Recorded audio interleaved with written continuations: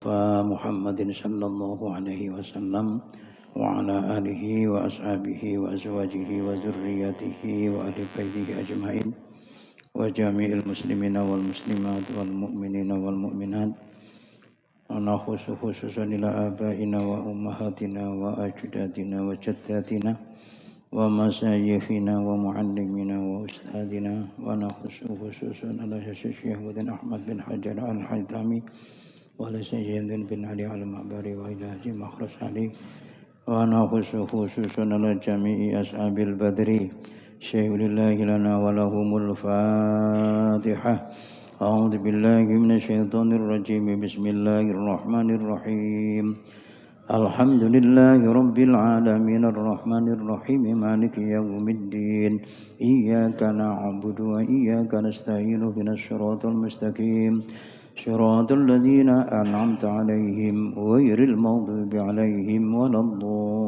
الضالين رب اغفر لي ولوالدي وللمؤمنين آمين استغفروا ربكم إنه كان غفارا اللهم أنت ربي لا إله إلا أنت خلقتني وأنا عبدك وأنا على عهدك ووعدك ما استطعت أعوذ بك من شر ما صنعت أبوء لك بنعمتك علي وأبوء بذنبي فاغفر لي فإنه لا يغفر الذنوب إلا أنت اللهم أنت ربي لا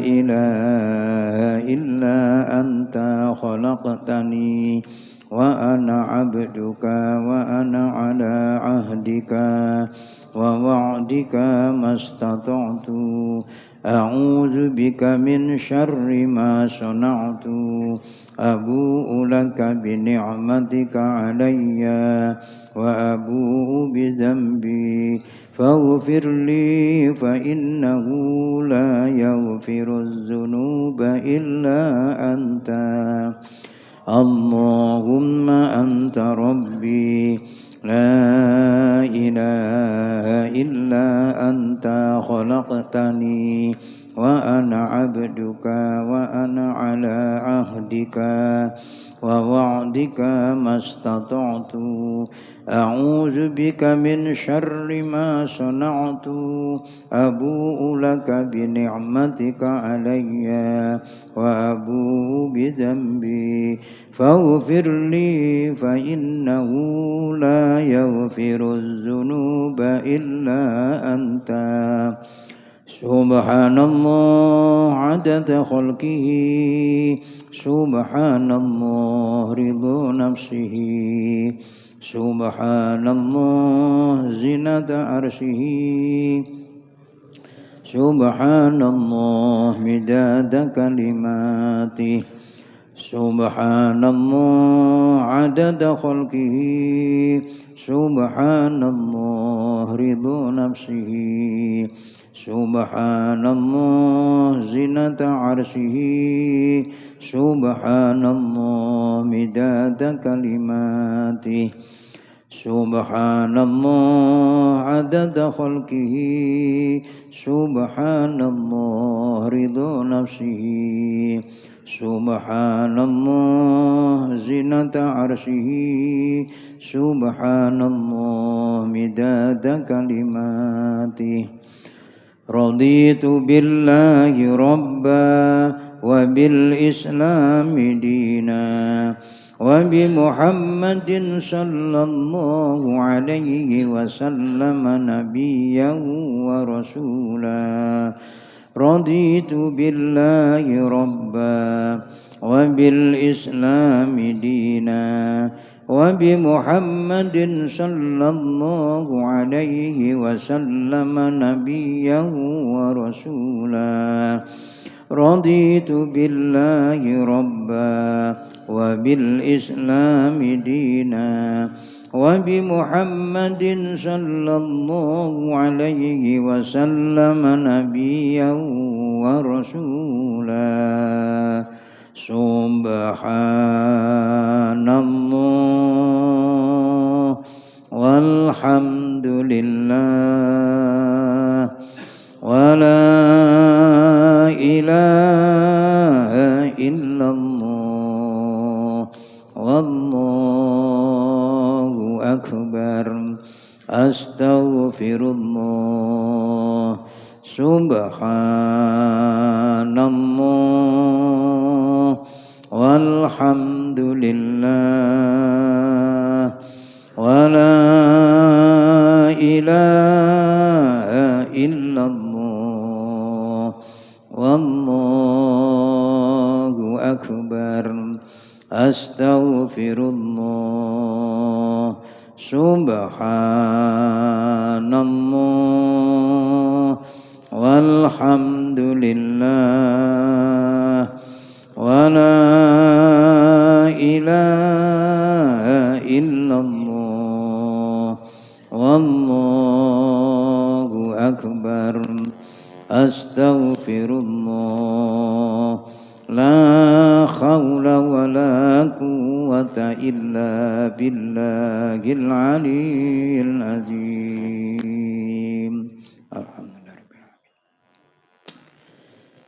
Bismillahirrahmanirrahim. Assalamualaikum warahmatullahi wabarakatuh. Alhamdulillahi rabbil alamin. Wal aqibatu lil muttaqin wala udwana illa 'alal zalimin. Asyhadu an la ilaha illallah wahdahu la syarika lahu rabbul alamin wa asyhadu anna sayyidana wa nabiyyana Muhammadan abduhu wa rasuluhu shadiqul amin. Allahumma shalli ala sayyidina Muhammadin khatamun nabiyyin wa ala alihi wa ashabihi wa man tabi'ahu ila yaumiddin. Amma ba'du faqad qala Allah ta'ala fi kitabihil mubin. A'udzu billahi minasyaitonir rajim. Walau taro izil mujrimuna nakisu ru'usihim inda rabbihim Rabbana absorna wa sami'na farji'na na'mal sholihah inna muqinun.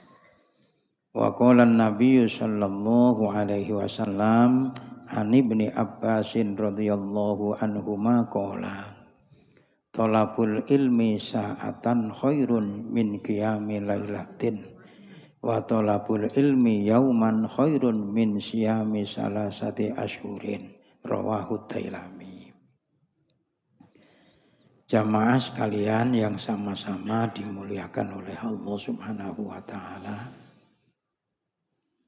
Hidup adalah karunia Allah. Akan bermakna hidup itu apabila dibarengi dengan iman dan Islam. Hidup akan menjadi beban bagi diri kita masing-masing, manakala di dalam menjalani kehidupannya tidak dibingkai dengan iman dan Islam. Maka setiap pribadi yang telah Allah ciptakan secara fitrah, suci dalam akidah, suci dalam ketauhidan, suci dalam keislaman, maka ditugaskan untuk menjaga dan merawat Islam dan iman yang ada pada dirinya masing-masing. Saking beratnya untuk menjaga yang demikian itu, kita harus selalu ingat dengan doa yang diajarkan oleh Nabi untuk kita. Ya muqallibal qulub, sabbit qalbi ala dinik. Wahai Allah, Engkau zat yang mampu membolak-balikkan hati, hambamu memohon kepadamu agar Engkau tetapkan, Engkau kokohkan, Engkau kuatkan hambamu dalam mengikuti agamamu. Ini penting sekali. Jangan sampai kita beragama lalu kita atur menurut akal kita. Karena agama bukan milik kita. Agama itu miliknya Allah. Maka di dalam kita mengikuti agama harus tunduk dengan aturan yang datang dari Allah. Ini penting sekali. Sebab akhir-akhir ini, kenapa ini saya sampaikan untuk mengawali pertemuan kita di pagi hari ini. Karena sedang berkembang. Ini hendaknya kita jaga diri kita masing-masing. Khususnya di kota-kota besar di Jakarta. Kalau di Samarinda insya Allah tidak. Berkembang satu pemahaman bahwa ada ajaran yang memberikan pelajaran atau ajaran tidak usah pakai sholat, tidak pakai sembahyang. Tidak usah berdoa. Dan tidak perlu tempat ibadah. Jadi tidak perlu untuk membangun tempat ibadah. Karena dianggap membangun tempat ibadah nanti akan menjadi bagian untuk persaingan satu dengan yang lainnya. Sekarang berkembang. Menurut akalnya mereka itu yang terpenting adalah berbuat baik. Ini. Jadi kalau ada anak-anak yang terlantar di bawah jembatan atau di mana, nanti diambil, lalu dikasih dirawat, dibantu, diberi pakaian yang baik, lalu disekolahkan di tempat yang baik. Tapi tidak mengajarkan sholat atau tidak mengajarkan sembahyang, tidak mengajarkan doa. Nah kalau sampean menemukan yang demikian itu berarti ajarannya ajaran sesat. Karena Allah menciptakan kita dengan berbagai macam syariat dan syariat itu diantaranya adalah ditugaskannya, diwajibkannya kita untuk mengerjakan sembahyang, mengerjakan sholat. Jadi kalau ajaran tidak pakai melaksanakan sholat atau sembahyang, maka berarti menyalahi dari aturan Allah Subhanahu wa ta'ala. Ini, maka itu apabila kita sebanyak mungkin kita berbuat kebaikan, kalau kita tidak membingkai perbuatan baik kita itu dengan iman kepada Allah, maka perbuatan baik kita tidak akan ada nilainya di sisi Allah Subhanahu wa ta'ala. Sampai-sampai dalam kaitan sholat ini Rasulullah mengingatkan kepada kita. Yang pertama sekali yang akan dimintai pertanggungjawaban atas amal perbuatan kita adalah amal ibadah sholat. Awwalu ma yuhasabu bihil abdu yaumal qiyamah as-sholat. Oleh karena itu kita harus hati-hati.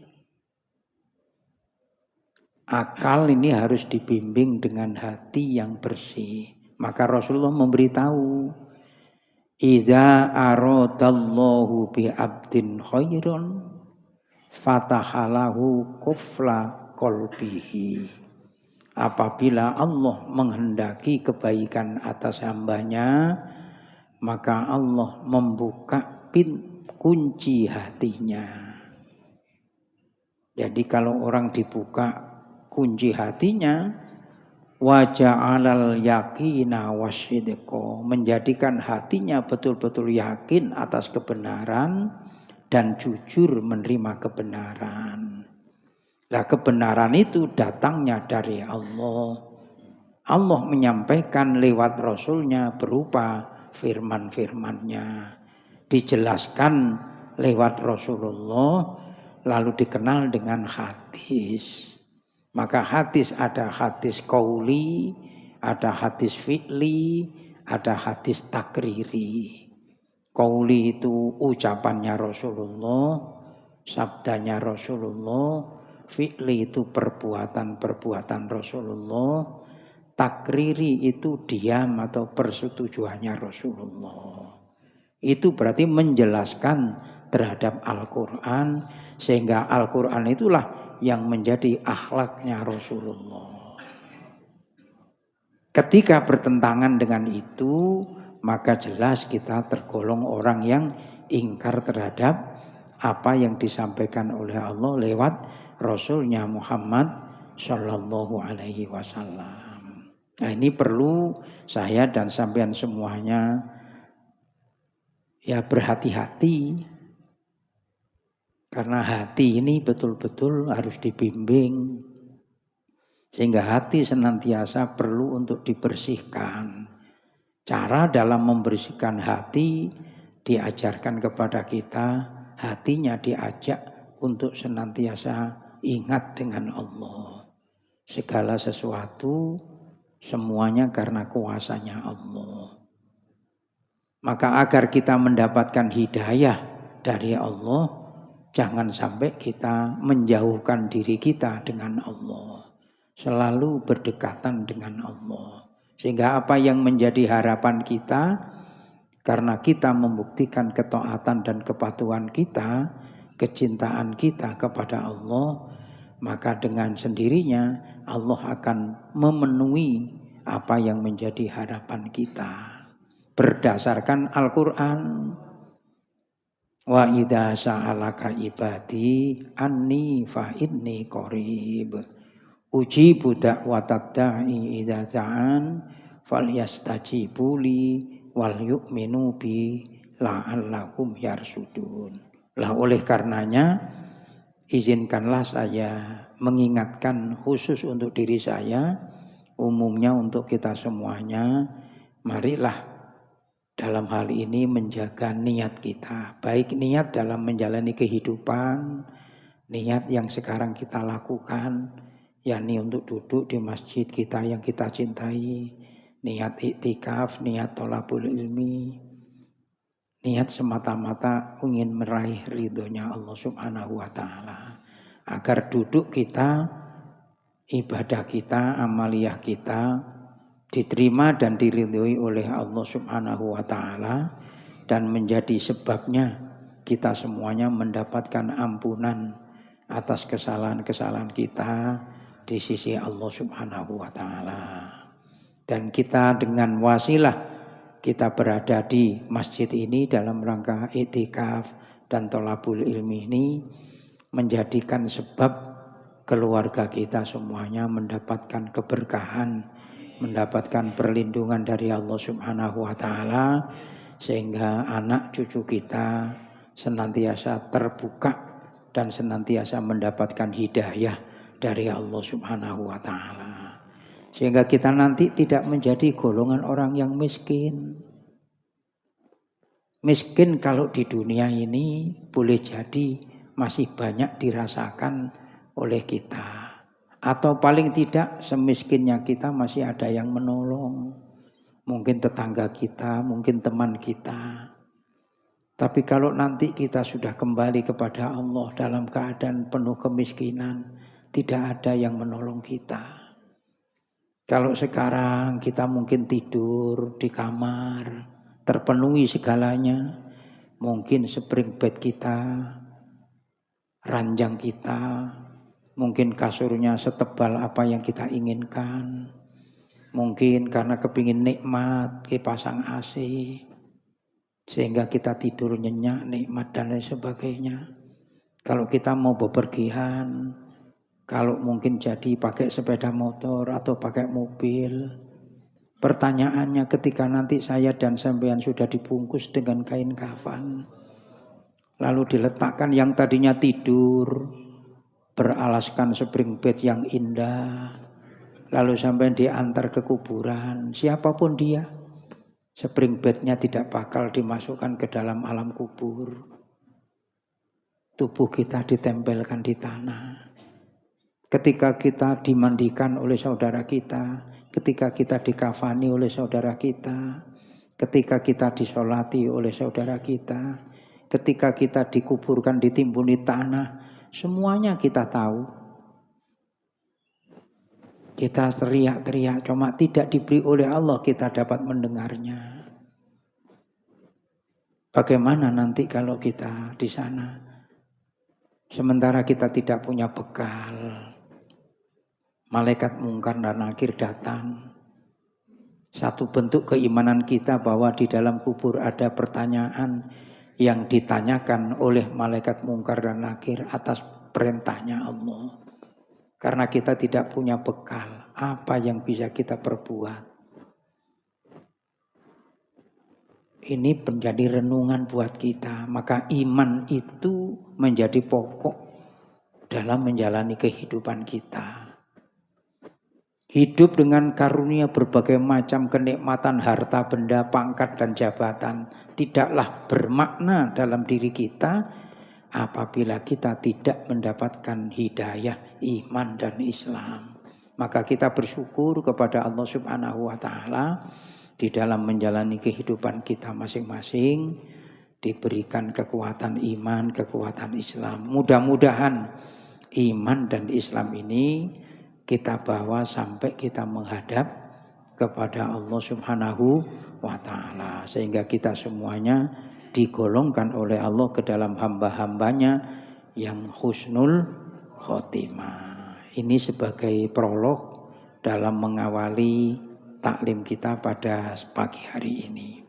Sekali lagi karena saya mendapatkan kiriman dari teman-teman itu tentang ajaran yang tidak perlu sembahyang, tidak perlu, mungkin sampean semuanya sudah banyak membaca.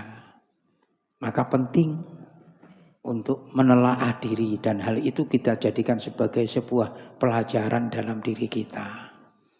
Agar kita semakin kokoh sehingga kita tidak mengandalkan akal dan pikiran yang Allah berikan kepada kita masing-masing. Tapi kita hendaknya mampu menggunakan akal dan pikiran yang karunia Allah ini dibimbing dengan hati yang bersih. Sehingga kita mampu untuk memilah dan memilih mana yang hak dan mana yang batil. Makanya sampean dan saya selalu berdoa dalam kesendirian. Boleh jadi dalam berdoa dipimpin oleh imam, kita tinggal mengamini, lalu doa imam itu berbunyi, Allahumma arinal haqqo haqqo warzuqna tiba'ah wa arinal batila batila warzuqna jatinaba. Di dalam kita berdoa sadar betul bahwa tidak ada kemampuan sedikit pun diri kita untuk bisa berbuat kebaikan walaupun kita tahu hal itu baik kalau tanpa pertolongan Allah. Kita tidak akan bisa menghindar terhadap perbuatan yang tidak baik. Sekalipun kita tahu hal itu tidak baik kalau tidak karena pertolongan Allah. Sehingga ketika kita menyadari hal demikian, kita berbuat kebaikan tidak menjadikan diri kita sombong. Tidak menjadikan diri kita ujub. Tapi justru semakin menambah syukur kita kepada Allah Subhanahu wa Ta'ala. Maka taat kita, patuh kita, pengabdian kita kepada Allah mengantarkan kita untuk menjadi hamba yang pandai bersyukur. Wattaqullaha la'allakum tashkurun. Baik, masuk pada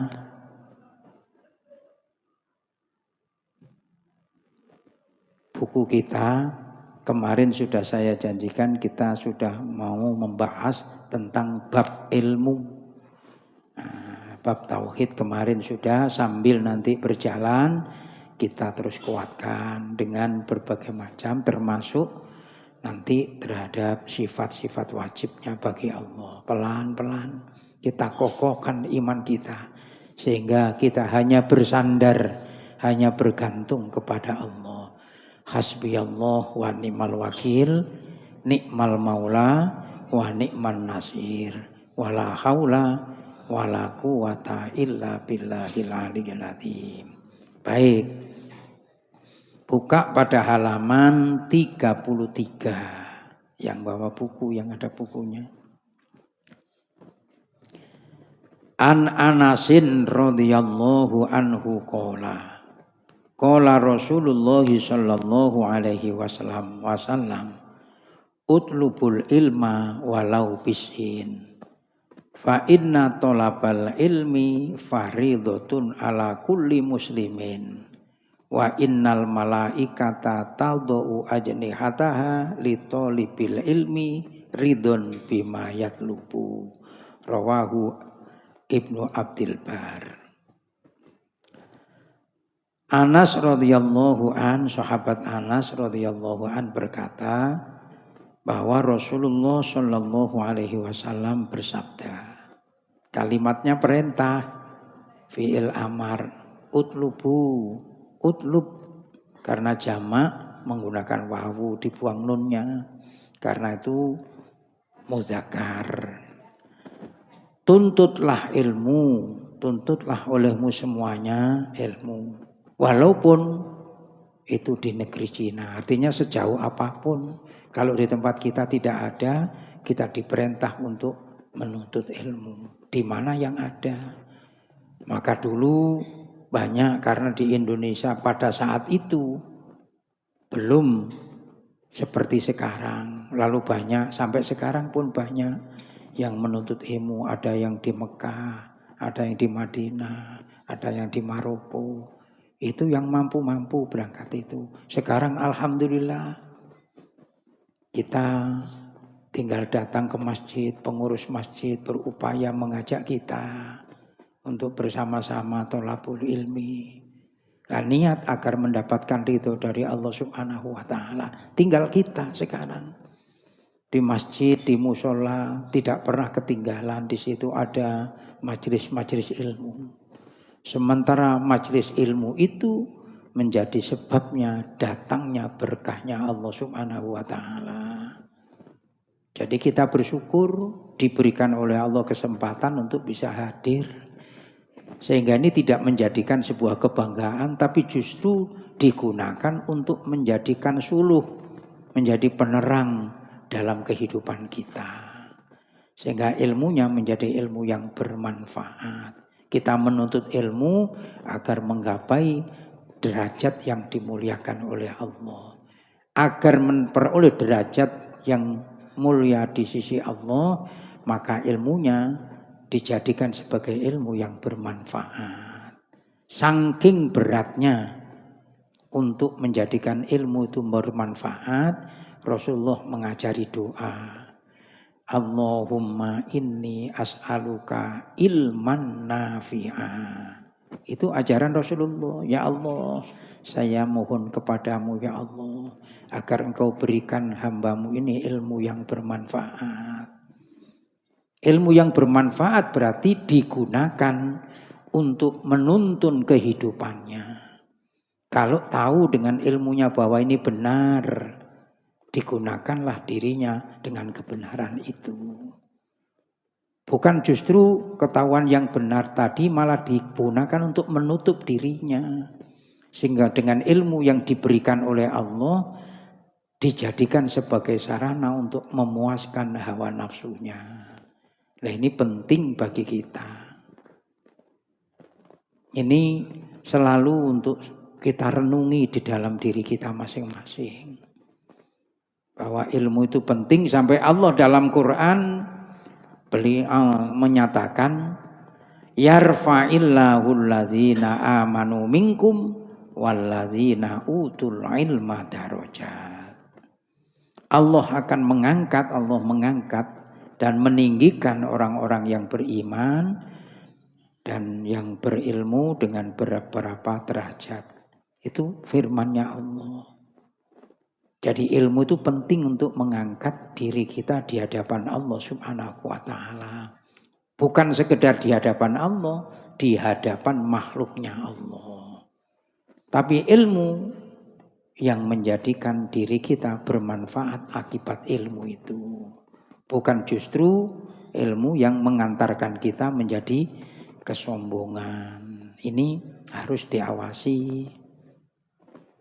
Diangkat untuk menjadi pejabat karena ilmunya, maka dengan jabatan itu dijadikan sebagai sarana untuk membuktikan amanahnya.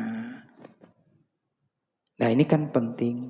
Tidak sekedar untuk duduk mencari ilmu, tapi bagaimana mencari ilmu itu bisa menjadi suluh, menjadi penerang dalam kehidupan kita.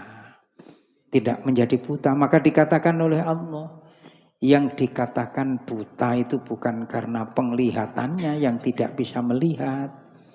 Tapi yang dikatakan hakikinya orang yang buta itu karena hatinya tidak bisa melihat dengan kebenaran.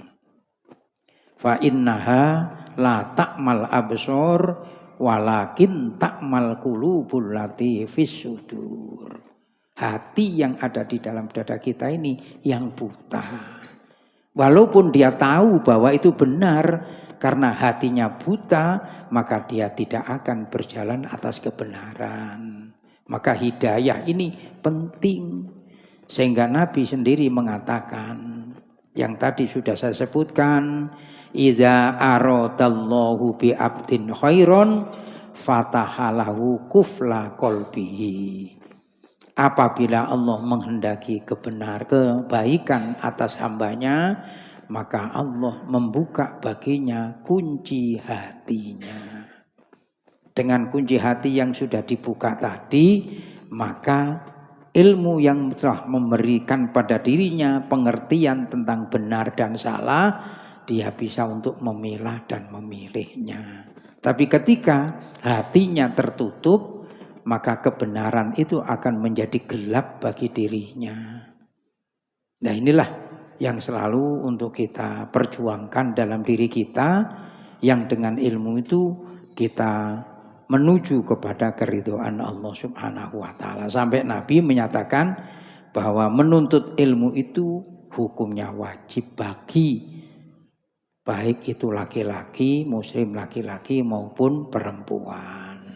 Lah nanti di sini ada kedudukan wajibnya, ada wajib ain, ada wajib kifayah. Wajib ain yang setiap individu wajib untuk mengetahuinya, yang berkaitan dengan hukum fardu ain dalam kehidupan kita. Contohnya sholat, maka setiap seorang muslim wajib memahami ilmunya sholat. Karena ini hukumnya fardu ain, wajib untuk kita jaga. Jadi tidak boleh bagi kita orang muslim untuk buta terhadap bagaimana pengertian pemahaman sholat.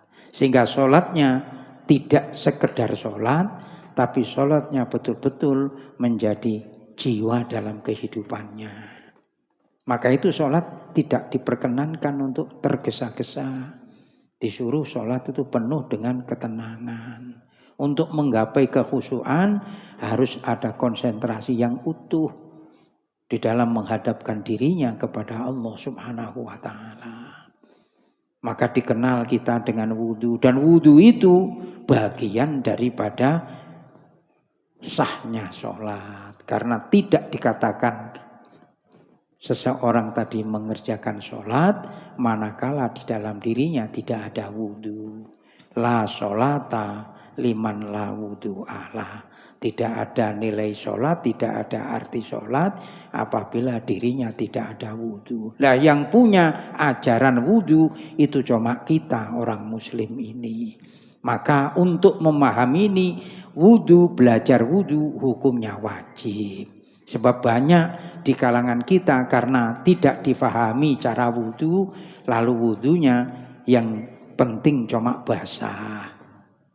Wudu yang kadangkala anggota wudunya tidak terpenuhi untuk dibasuhnya dan lain sebagainya. Maka penting untuk menjaga ini. Karena sahnya wudhu menjadi sebabnya sahnya sholat. Sebagus apapun kita melakukan sholat, kalau wudhunya tidak sah, menjadikan sebabnya sholatnya tidak sah. Lah ini kan ilmu. Maka di sini dari awal, karena tidak ada yang memiliki ajaran wudhu tadi saya katakan, kecuali kita orang muslim. Orang non muslim tidak punya harus wudhu, paling sekedar benar, sekedar bersih, sekedar kotor. Lah orang mukmin, orang muslim beda antara bersih dan suci, beda antara kotor dan najis. Lah orang muslim harus tahu, oh ini termasuk najis mughalladh, oh ini termasuk hadis mukhaffafah. Itu harus tahu. Lalu bagaimana cara untuk menghilangkannya? Ini penting buat kita. Kalau enggak, kita akan menjadi sia-sia. Ini penting ya. Hadis yang diriwayatkan oleh Imam Ibnu Abdul Bar.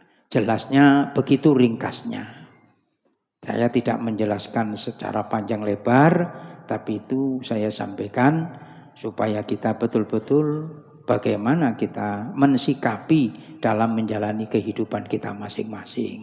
Yang jelas setiap pribadi bertanggung jawab terhadap perbuatannya masing-masing. Mumpung kita masih diberikan kesempatan, mari kita gunakan semaksimal mungkin dalam rangka untuk menggapai keridhaan Allah Subhanahu wa taala. Berikutnya halaman 34. Ani bin Abbasin radhiyallahu anhuma qala Thalabul ilmi sa'atan khairun min qiyami lailatin wa thalabul ilmi yauman khairun min siyami salasati ashurin rawahu Dailami.